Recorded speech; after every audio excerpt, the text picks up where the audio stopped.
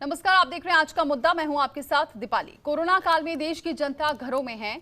लोगों को घरों में रहने के लिए शासन, प्रशासन और पुलिस 123 साल पुराने महामारी कानून का इस्तेमाल कर रही है। महामारी एक्ट 1897 में अंग्रेजी हुकूमत ने बनाया था और ये कानून बंबई प्रांत में प्लेग की महामारी फैलने के बाद बनाया गया था। इस कानून में 4 धाराएं शामिल हैं। इसमें राज्यों को यह अधिकार दिया गया है कि वो रेल या फिर किसी भी ट्रांसपोर्ट से यात्रा कर रहे लोगों की चेकिंग कर सकते हैं।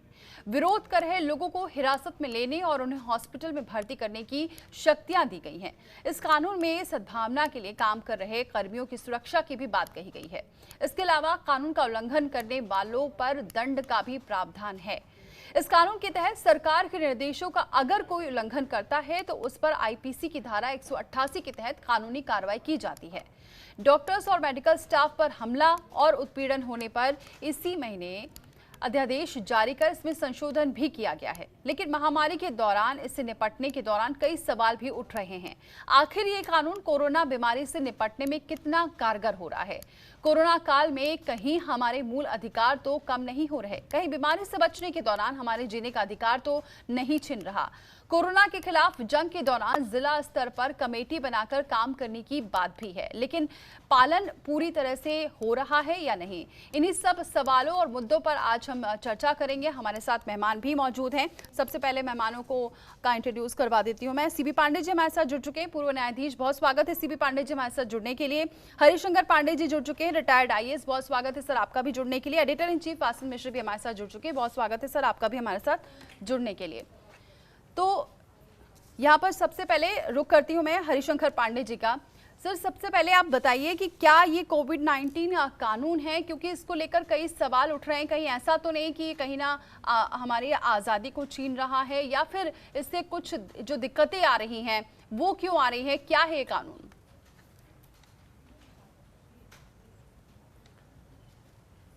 देखिए दीपाली जी, हम ये आपको बताना चाहते हैं कि ये जो कानून इस समय लागू है उसको कहते हैं डिस्ट्रिक्ट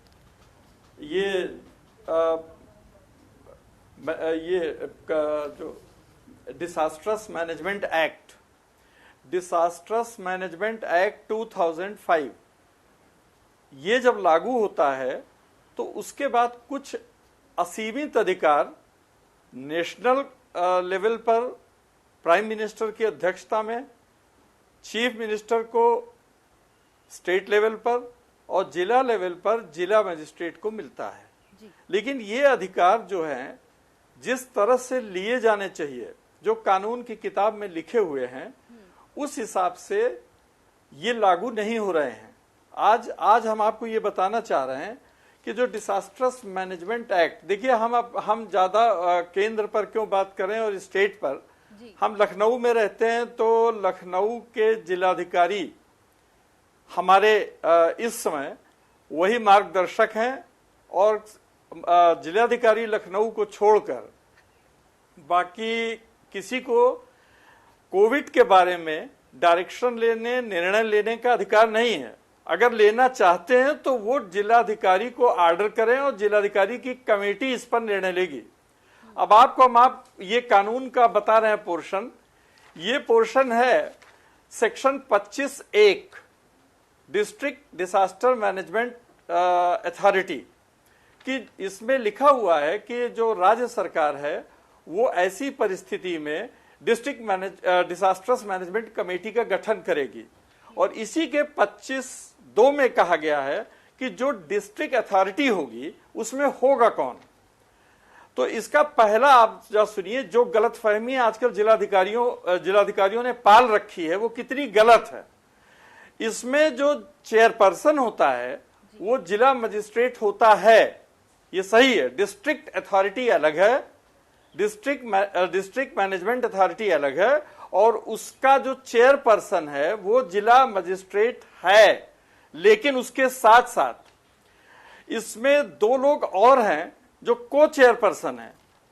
इसको लोग छोड़ देते हैं और उनको इग्नोर कर देते हैं, लगता है कि जैसे उनका कोई रोल ही नहीं है। एक तो होता है मेयर, जो इलेक्टेड आदमी है और इलेक्टेड रिप्रेजेंटेटिव है हमारे शहर का, नगर निगम का। तो उसका रोल ये है कि वो जो है हमारा को चेयरपर्सन है इक्विवेलेंट टू जिला मजिस्ट्रेट, और तीसरा है जिला पंचायत अध्यक्ष।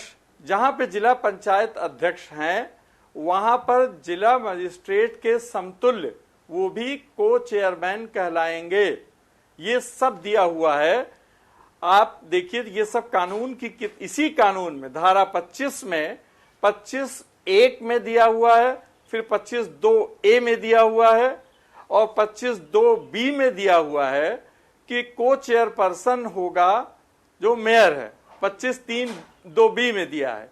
फिर उसके बाद chief executive officer of the district authority और पुलिस कप्तान उसका एक मेंबर होगा, सीएमओ भी उसका एक मेंबर होगा, और इस तरह से 7 लोगों की ये कमेटी है।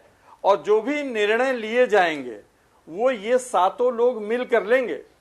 और अगर मान लीजिए जिला मजिस्ट्रेट ने एक चेयरपर्सन होने के नाते इमरजेंसी में कोई ऑर्डर कर भी दिया, ले भी लिया, तो उनको इससे अप्रूवल लेना होगा। अच्छा, अब ये तो हो गया अधिकार। अब जरा इनके दायित्व तो सुनिए। इनको असीमित अधिकार है कि ये किसी का घर ले सकते हैं, कोई दुकान को ले सकते हैं, अस्पताल को ले सकते हैं, सब कुछ ले सकते हैं, ठीक है, जनता के हित में। लेकिन साथ ही साथ इनका दायित्व तो क्या है कि डिस्ट्रिक्ट प्लान बनाएं, और डिस्ट्रिक्ट प्लान में ये बताएं कि जो फंड हमें इससे मिला हुआ है नेशनल लेवल से और स्टेट लेवल से, उस फंड का उपयोग हम लखनऊ की जनता के लिए, हम लखनऊ में रह रहे हैं इसलिए लखनऊ की बात कर रहे हैं, तो लखनऊ की जनता में हम किस तरह करेंगे, हमारा जो रोड मैप क्या होगा, ये सब जिलाधिकारी को बताना है। लेकिन हमें ताज्जुब ये है कि अभी तक लखनऊ के जिलाधिकारी अपना मंतव्य नहीं दिया है उन्होंने कोई, और इसमें बोलता कौन है। हमें सबसे बड़ा ताज्जुब ये है कि जब ये कानून लागू है तो अवनीश अवस्थी क्यों बोलते हैं, और उसी तरह स्टेट जो आपके मेडिकल एजुकेशन मेडिकल सेक्रेटरी हैं वो क्यों बोलते हैं। लखनऊ में हस्तक्षेप नहीं कर सकते वो। अगर उन्हें हस्तक्षेप करना है तो वो स्टेट अथॉरिटी से आदेश जारी कराएं। वो तो अभी पुराना ही रवैया अख्तियार किया, वो नहीं जान रहे कानून बदल गया। हरिशंकर जी, मैं ये जानना चाह रहा हूँ कि आपने भी बताया कि एक कमेटी का गठन कैसे होना चाहिए, कानून में सारी चीज़ें साफ साफ लिखी हुई हैं, और कमेटी के सदस्यों का दायित्व क्या है ये भी साफ उसमें लिखा हुआ है। तो मैंने आप ये बताना चाह रहे हैं कि मौजूदा समय में जो कामकाज हो रहा है कोरोना महामारी से लड़ने के लिए, उसमें उस नियम कानून का पालन नहीं हो रहा है जिस कानून के तहत जिलाधिकारी को या राज्य स्तर पर मुख्य सचिव को या केंद्र स्तर पर जो केंद्र के सबसे बड़े अधिकारी हैं उनको असीमित अधिकार मिले हुए हैं। वे लोग अपने अधिकारों का एक तरह से डिसेंट्रलाइजेशन नहीं कर रहे हैं या कलेक्टिव रिस्पॉन्सिबिलिटी का निर्वहन नहीं कर रहे हैं। आप ये कहना चाह रहे हैं? नहीं कर, यही कहना चाह रहे हैं। ठीक कि देखिए अभी तक सेंट्रलाइजेशन चल रहा था, उससे कोई मतलब नहीं। ये इस समय जिले की गवर्नमेंट अलग हो गई है। बस ये जान लीजिए आप कि हम लोकतंत्र में रहते हैं, और ये कानून जो है ये भी लोकसभा राज्यसभा से 23 दिसंबर 2005 को पास हुआ था। लेकिन उसके बाद इसमें जैसे पहली बार नहीं हो रहा है, एक्ट को लागू करेंगे। हरिशंकर जी, ये कोई पहली बार नहीं हो रहा है, ये पहली बार हो रहा। फिलहाल सुनिए, मैं बता रहा हूँ, ये जो टेंडेंसी है ये पहली बार हो रहा। सुनिए, ये जो टेंडेंसी है शासन में बैठे हुए लोगों की, ये हमेशा से रही है कि वो अपने हाथ में जो सत्ता होती है उसको वो डिसेंट्रलाइज नहीं करना चाहते हैं। सीबी पांडे जी हैं, ये एक बहुत लंबे समय से लड़ाई लड़ रहे हैं। आप भी जब नौकरी में थे तब भी लड़ रहे थे, अब अदालत में आप दोनों प्रैक्टिस भी करते हैं। ये आज से नहीं हो रहा है। जब पंचायती राज कानून बना था उस समय भी संविधान में संशोधन करके और डिवोल्यूशन ऑफ पावर की बात कही गई थी, लेकिन किसी सरकार ने उस कानून के तहत सत्ता का विकेंद्रीकरण नहीं किया। तो ये तो सत्ता ऐसी चीज़ है कि जो एक बार सत्ता में रहता है वो भरसक उसका विकेंद्रीकरण नहीं चाहता है, वो अपने पावर को कम नहीं करना चाहता है, वो चाहे राज्य सरकार हो, जिला प्रशासन हो या केंद्र सरकार हो। तो वही चीज़ इस महामारी में भी देखने को मिल रही है।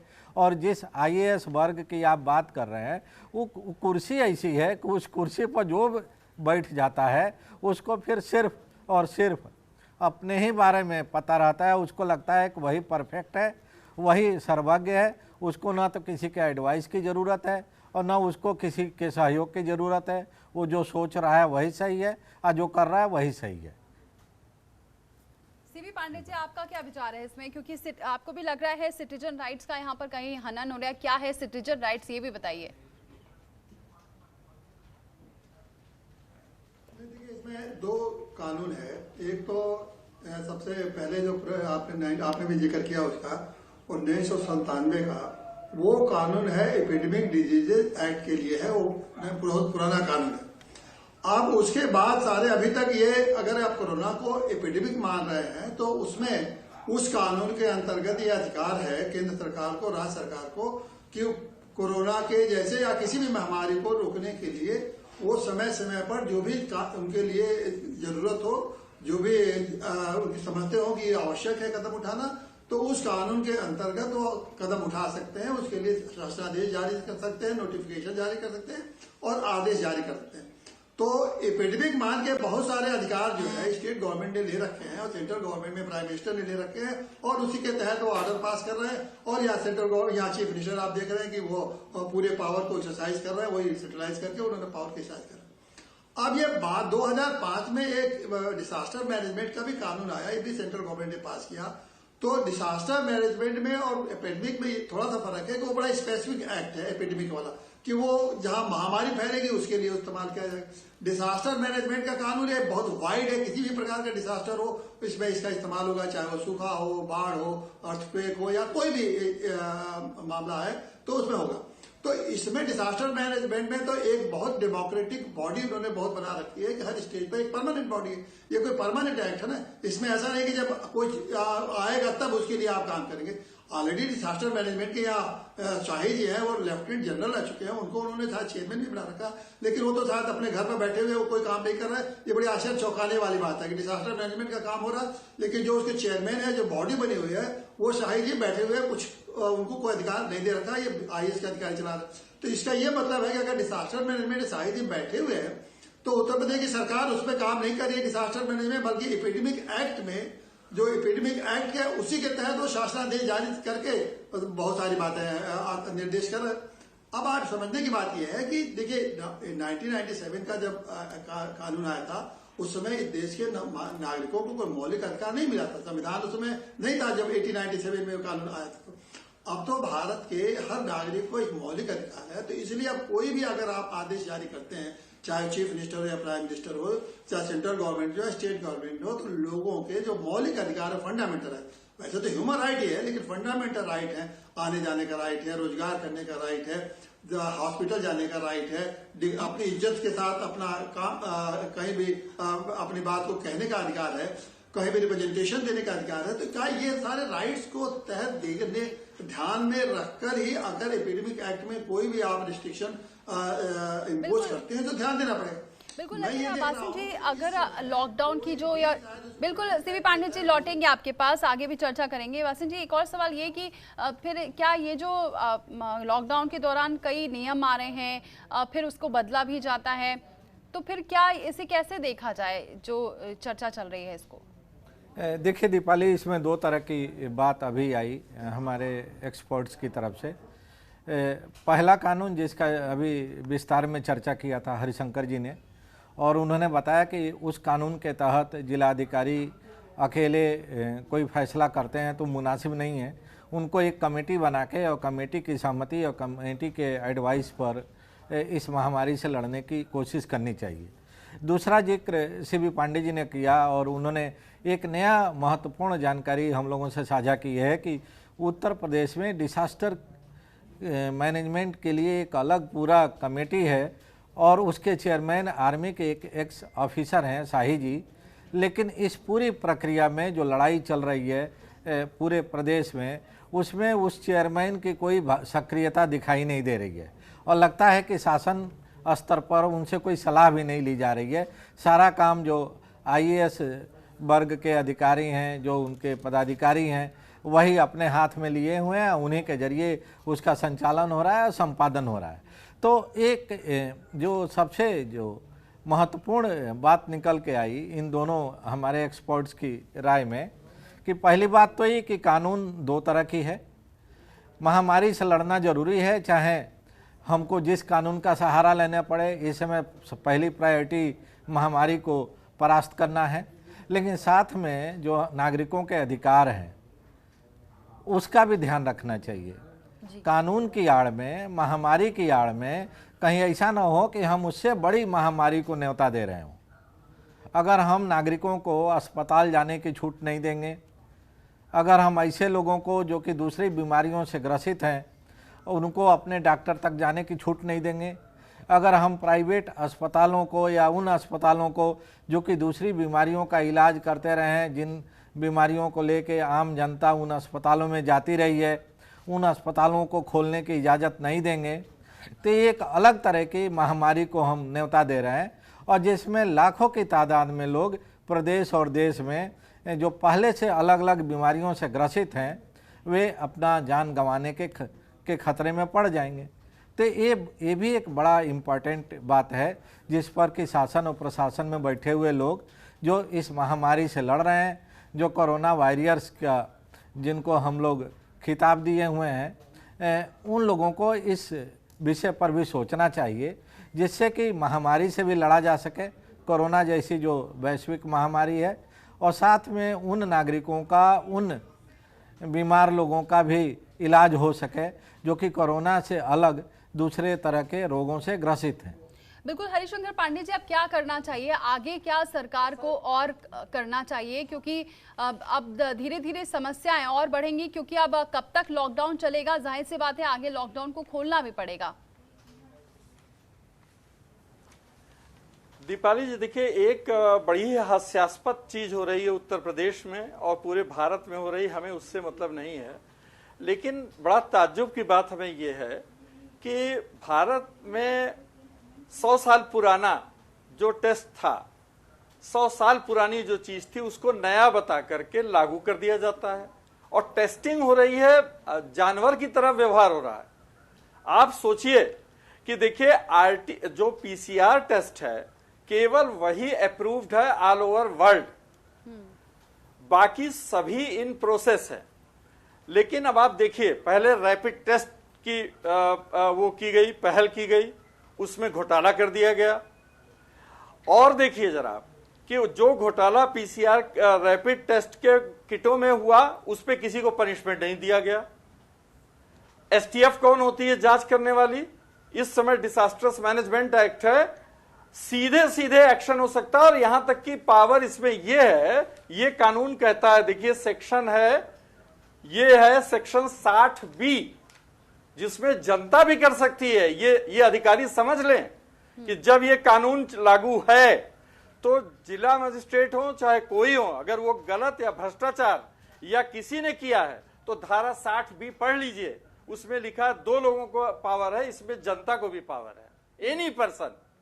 अच्छा, और तीसरी चीज अब आप सुनिए, कोविड जैसी भयंकर बीमारी में 5 तरह के टेस्ट चल रहे हैं, 5 तरह के, जबकि विश्व में कोई ये टेस्ट नहीं एक्सेप्टेड है, केवल पीसीआर टेस्ट चल रहा है।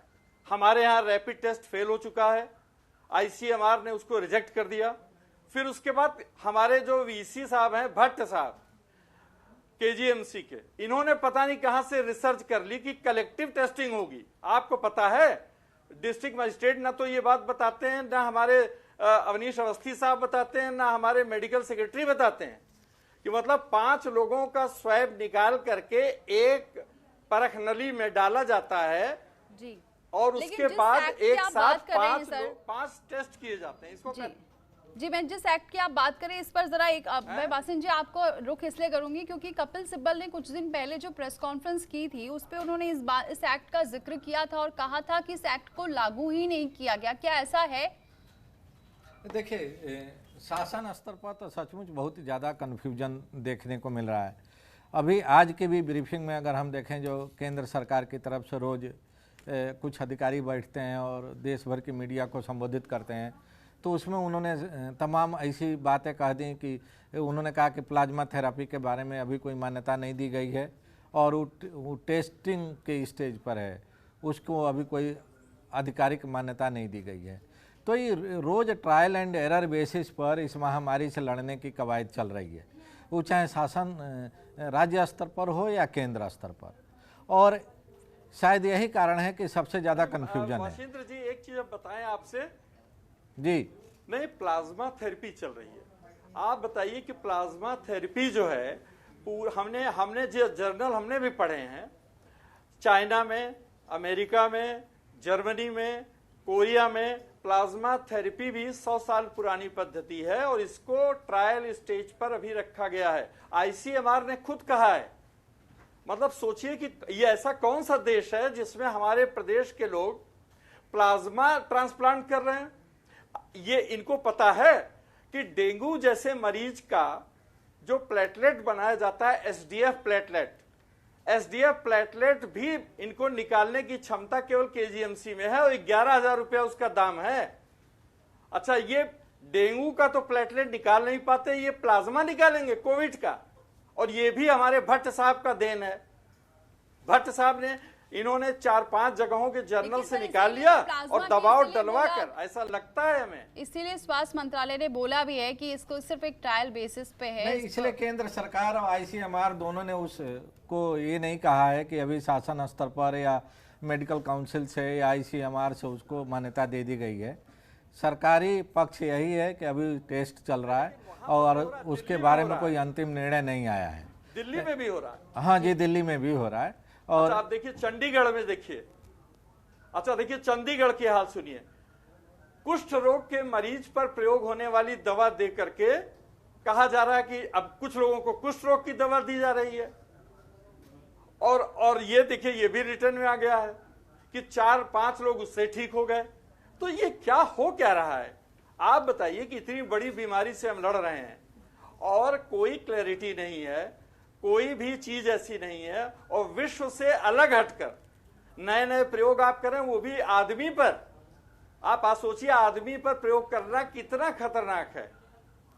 वजन आप नाप नहीं रहे हैं, आपके पास एक्सट्रैक्शन की यूनिट्स नहीं है, कहीं ना कहीं कमी नजर आ रही है। सर, एक बार मैं, क्योंकि बहुत देर से सीबी पांडे जी के पास नहीं गई हूँ, इसलिए उनसे भी हम जरा बात कर लेते हैं। सीबी पांडे जी, आप कैसे देख रहे हैं? क्योंकि ये नया नया एक्सपेरिमेंट तो हो ही रहा है, लेकिन साथ ही साथ जनता अभी तक परेशान हो रही है और अब ये कुछ कहा नहीं जा सकता कि ये परेशानी कब तक झेलनी पड़ सकती है, क्योंकि अभी भी जो बैठकें हुई हैं उस पर यह कहा गया है कि अभी लॉकडाउन को लेकर कोई निर्णय भी नहीं लिया गया है।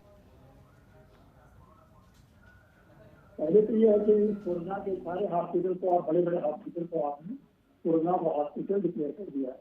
एग्जाम्पल ये लखनऊ में, सारे लखनऊ इसका भी आवाज़ी है। लखनऊ में जितने भी सरकारी हॉस्पिटल बड़े बड़े हैं, चाहे केजीएमसी हो, रामलैया हो, पीजीआई हो, उनको आपने कोरोना हॉस्पिटल डिक्लेयर कर दिया और 2-4 हॉस्पिटल भी। अब वहाँ सिर्फ कुछ हॉस्पिटल जैसे पीजीआई में मुझे मालूम है कि वहाँ इमरजेंसी के लिए आपने क्या रखा है, बहुत इमरजेंसी, एक्यूट इमरजेंसी के केसेस भी दिए जा रहे हैं। आप बताइए, इतने बड़े पॉपुलेशन में आपने बीमारी के लिए कोई इमरजेंसी सुविधा नहीं दे रहे। तीसरी जो सबसे बड़ी महत्वपूर्ण बात है कि आप जो कुछ करिए सिर्फ आपके लिए डॉक्टर हॉस्पिटल में मिलेंगे और बाकी आपको कोई नहीं मिलेगा, सिवा अगर कोई मिलेगा तो पुलिस मिलेगा। आपने एक तरह से इसको पुलिस का स्टेज डाल दिया कि आपको कोई भी परेशानी हो तो पुलिस के पास जाइए, फोन मिलाइए। अब पुलिस बताइए कि क्या क्या काम पुलिस का काम है कि लॉ एंड ऑर्डर की डिसीजन करना, ट्रांसपोर्ट जा रहा है उसको रिस्ट्रिक्ट करना, या कोई आ जा रहा है उसको भी करना। ये पुलिस का ये काम है कि आप घर में खाना पहुंचा के नहीं, वो खाना पहुंचाने का काम करे। आज अगर कोई ट्रेजेडी हो गई, किसी डेथ हो गई है तो उसको उसका फुटबॉल कराने की जिम्मेदारी पुलिस ने। आपके घर का किसी के स्टेशन पर या कहीं भी किसी का कोई फंस गया मुसीबत में तो उसको पुलिस को खबर करिए। आप जब इतना 30 दिन हो गया, 30 दिन कम नहीं होता, 30 दिन में आपने एक सिस्टम नहीं डेवलप किया कि हम अगर लोगों को दिक्कतें हो रही आप इसको 100 दिन बढ़ा देंगे, कोई दिक्कत नहीं है। आप बीमारी लड़ रहे हैं, आप जब आपको सही करें सब सही करें पूरा देश।